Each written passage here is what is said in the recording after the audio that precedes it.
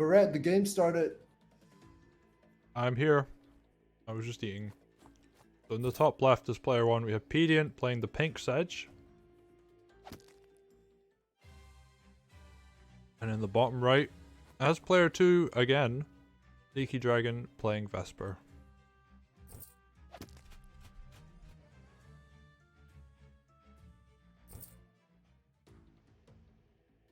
I wonder if SneakyDragon is going to go for the exact same opening that he did in the previous game, or if he's going to change it up slightly.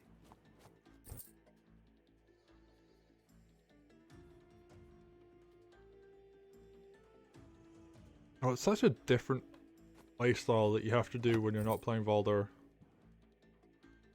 That's true. Boulder really rewards that early aggression a lot.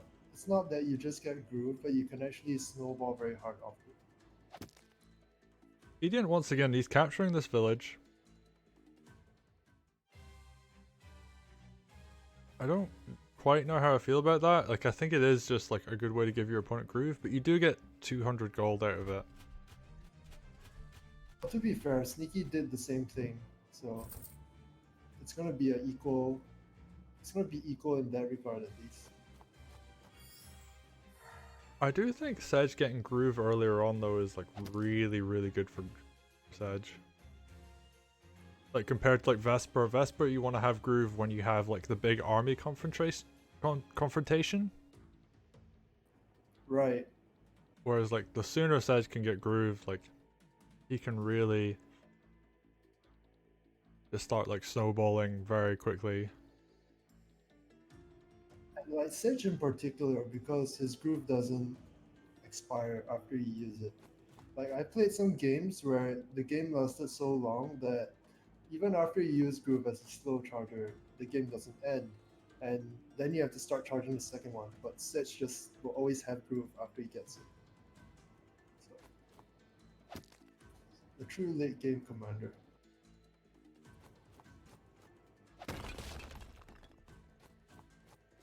Pedient actually busting out the rifle pretty early this time.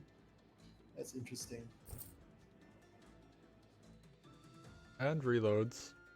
I think he could have village captured, but He could have village captured. It's interesting that he chose not to.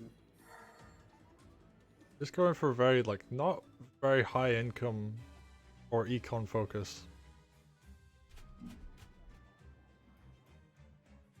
And very similar thing coming out from Sneaky as well, like he healed this commander instead of going for a village capture.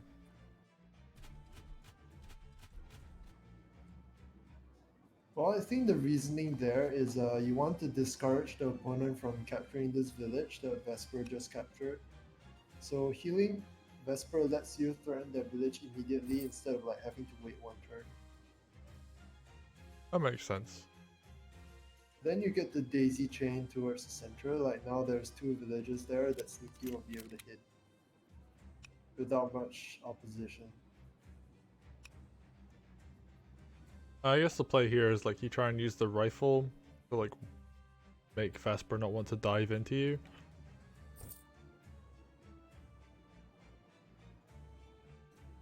Look at this income disadvantage. I mean, it's only temporary, but look at it. Wow.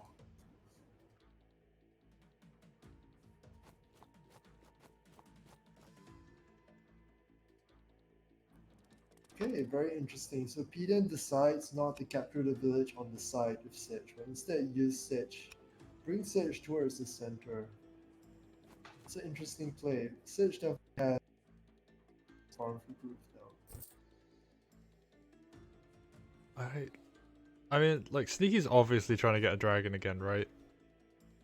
Like you look at the amount of money he has, like Oh, you're totally right. And Pedient actually bought a preemptive mage this time.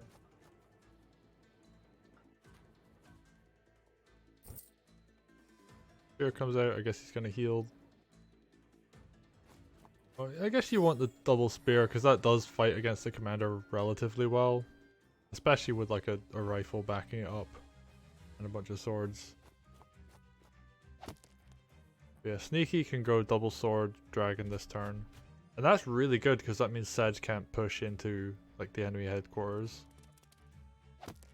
Right, and it's also going to discourage Sedge from trying to capture some of these, or trying to decapture some of these villages.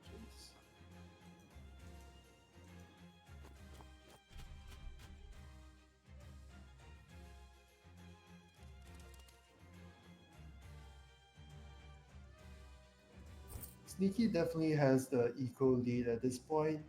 Pedient is the one who has to prove that he has something in this position, I feel. He has to prove that his relatively lower income opening has something in it. I'm just looking at this, like if Sedge hits that village from the left hand side, like the 7 health one, the mage won't actually reach in time to cover Sedge. The dragon will always get that free hit if he goes there. Right. So I think what we're gonna see is just Sedge go for the center instead, which is free. The dragon can't touch that at all. Yeah. And then this sword can pick up the village on the right, I guess. Yep. Okay. So Pedient is slowly closing the income gap. Still a little behind, but it's not as bad as it was before. I think the thing here though is that Vesper's gonna get to hit another village for free. Yeah, that's pretty big as well. Vesper's gonna have like 80% groove after the next turn, and then just wait 4 turns or you attack a couple times and you'll have groove. I like that rifle shot, just injures the soldier quite heavily. That's gonna be forced to go back and heal. Pedient actually skips a build this turn to get a witch. Yeah, I mean that's interesting like... decision. I think it. Sorry, go ahead. Oh yeah, just interesting decision because I do respect that you want to get the witch out early when Sneaky doesn't have mages up yet. But it's also like going down on unit count is a bit, it's a bit, but maybe it's okay in this case.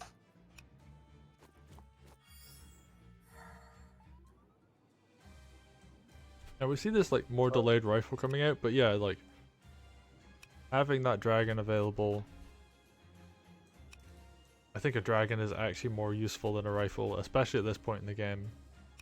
Right. And I mean, Pedient has, so far he's been going for pikes in both games, but the pikes are actually pretty slow to get to where they need to be. And he also doesn't use balloons to get them up quicker. So what we saw last game was kind of that the pikes just never did anything because they were too slow. And like there are options here Sneaky has, like he can use Vesper Groove along with the dragon to just like hit stuff for free. Right. And like the pikes won't reach any kind of front to be useful, like you're saying, so the dragon can just like run around and kill stuff.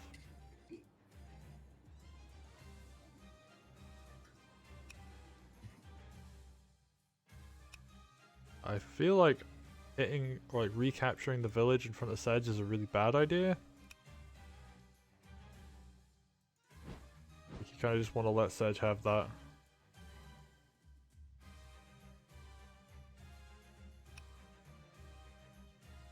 Yeah, I agree. I think getting this center village is not so great.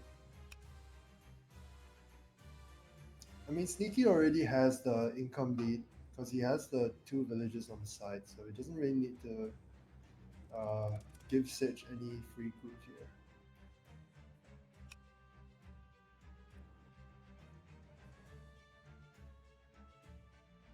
Usually, like, just kind of leave the sword where it is. If anything, try to... Oh, moves it forward a little.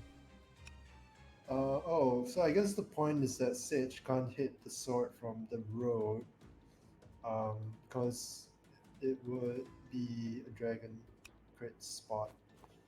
Sitch can actually move through this neutral village, but that's probably suicidal. You don't want to do that probably. Oh, that's Is there lethal here? I feel like there might be. Like, there's dragon and commander and dog. So adding that up, it's like 110. No, it's 105. Storage can so you can suicide the dog from the river tile. Oh, you can yeah. So you can suicide the dog from the river, and then it'll be 105.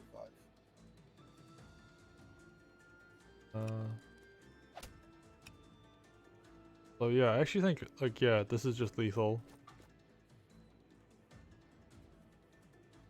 Oh, it's expected lethal. You might not get it, and if you don't get it, then your commander is on the river.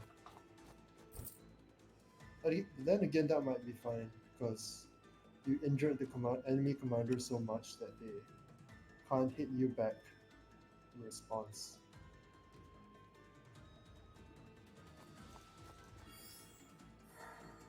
I guess like the thing to tell is like what amount of damage the dog does first.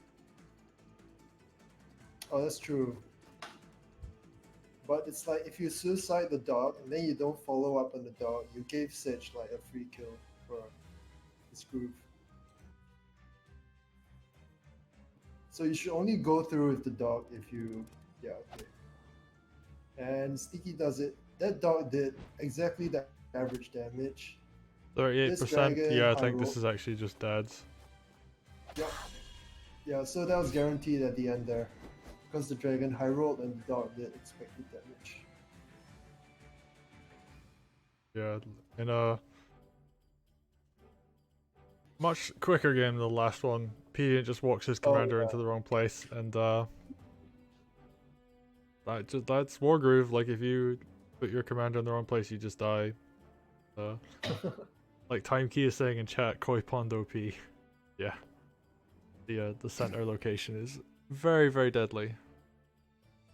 Alright, yeah.